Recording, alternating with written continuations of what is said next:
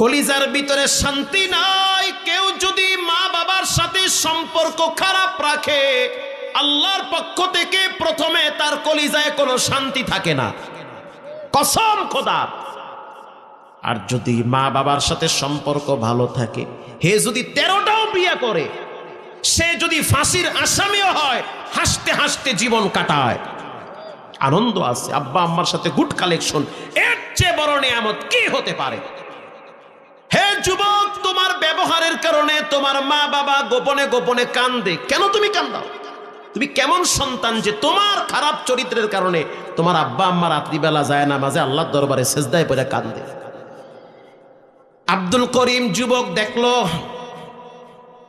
এতবার লাব্বাইকের আওয়াজ দেই, তারপরও তো শান্তি লাগতেছে না। কি হয়েছে? এবার জমজমের পানি দাঁড়াইয়া পান করার পরে তাকায়া দেখতে